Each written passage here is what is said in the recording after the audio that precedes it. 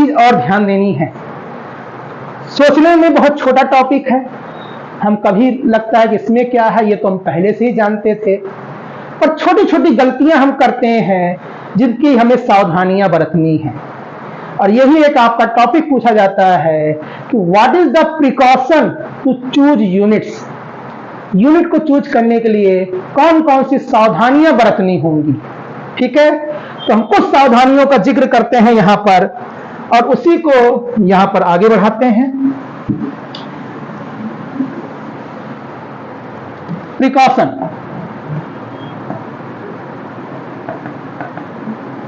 कौन कौन से प्रिकॉशन ले रहे हैं। चलिए मैं आपको देखता हूं अपनी गलतियां कहां कहां की हुई है, मैं बताता हूं आपको।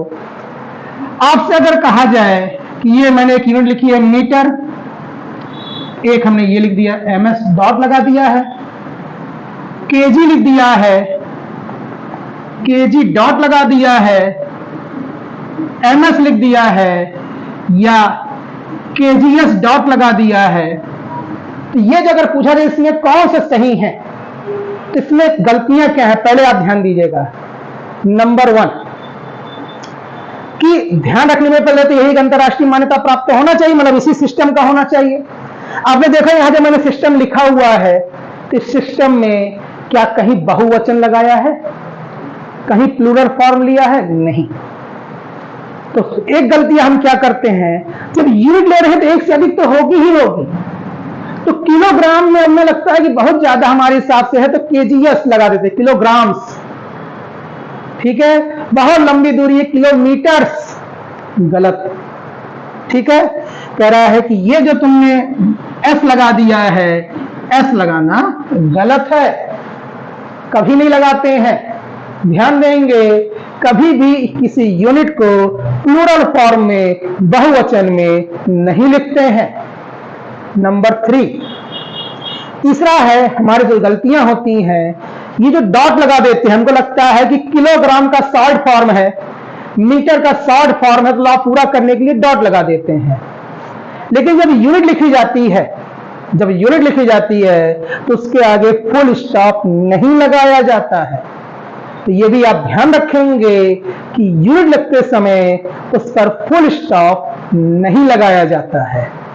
ठीक है, नेक्स्ट अगर आप ध्यान दें तो यहां पर कुछ यूनिट जो होती हैं वो साइंटिस्टों के नाम पर होती हैं, जैसे कि यहां एक आया था ampere, Newton, coulomb, Faraday, Gauss, ये सब साइंटिस्टों के नाम पर भी, जूल, वाट, वोल्ट, ये साइंटिस्टों के नाम पर है। तो अगर साइंटिस्टों के नाम पर कोई यूनिट है तो हमेशा उनके नाम का पहला अक्षर कैपिटल लेटर में लिखा जाता है। यहां पर कैपिटल ए लिखा हुआ है, ये क्या रिप्रेजेंट कर रहा है यूनिट को? एम्पियर को रिप्रेजेंट कर रहा है। आपने कैपिटल एन लिया हुआ है, ये रिप्रेजेंट क्या कर रहा है? न्यूटन को रिप्रेजेंट कर रहा है। आपने सी लिया है कूलाम, ये किसको रिप्रेजेंट कर रहा है? कूलाम को, जो आवेश की मात्रक है। यहां पे आपने वोल्ट ले लिया, यहां पे आपने फैराडे ले लिया, यहां पे आपने और भी जो भी है एक्सेट्रा बहुत से हैं, वाट हो गया, ये सभी हमारे पहला अक्षर उनका कैपिटल में लेते हैं। और अगर कहीं पूरा नाम लिखना पड़ा, कहा कि हमको पूरा नाम याद है, पूरा नाम लिखेंगे, तो ये भी ध्यान रखिएगा कि जब पूरा नाम लिखा जाता है इनका, तो इनका पहला अक्षर भी कैपिटल नहीं होता है, ये पूरा पूरा स्मॉल लेटर में लिखा जाता है, ये पूरा का पूरा स्मॉल लेटर में लिखा जाएगा। ठीक है, तो ये आप ध्यान देंगे, एक्सेट्रा। इसी तरीके से वाट और फैराडे भी है, स्मॉल लेटर में लिखा जाता है। तो ये चीज हमें ध्यान रखनी है।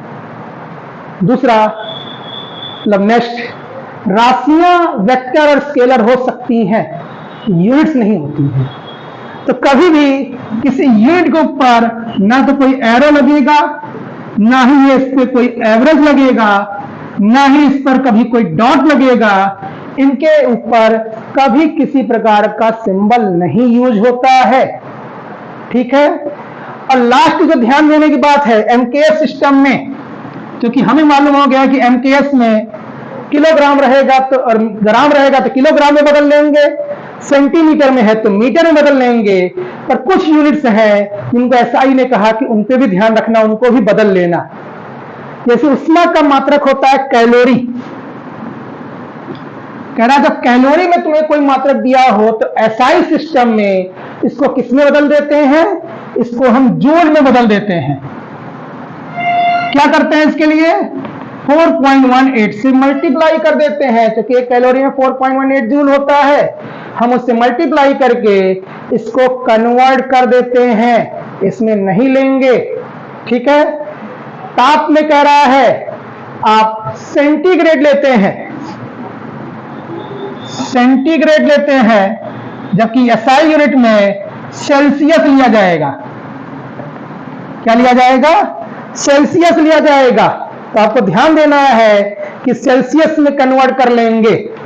इसी तरीके से अगर आप बात करें प्रति सेकंड की, पर सेकंड, जैसे कि आपका उसका होता है फ्रीक्वेंसी का, तो फ्रीक्वेंसी में अगर कहीं कंपन प्रति सेकंड मतलब ऑसिलेशन पर सेकंड आ रहा हो, तुरंत इसको किस में कन्वर्ट कर लेते हैं, हर्ट्ज में कन्वर्ट कर देते हैं। इसमें हर्ट्ज में कन्वर्ट कर देते हैं। तो ये हमारी क्या है, एसआई यूनिट्स हैं, जिसमें इसको हम रिप्रेजेंट कर देते हैं। एसआई में जो एक्चुअल मात्रक था कैंडल, उसको कैंडिला, जो यहाँ पे कैंडिला लिया हुआ है, एसआई ने इसको क्या कर दिया था, कैंडिला कर दिया था। तो कभी भी एसआई सिस्टम में अगर कन्वर्ट करना हुआ तो ये सारी चीजें हमें ध्यान में रखनी है।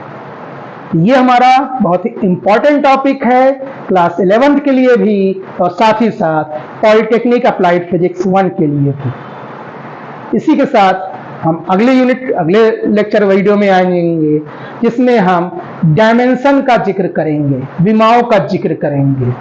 तो मिलते हैं फिर अपने नेक्स्ट क्लास डायमेंशन की क्लास में। धन्यवाद।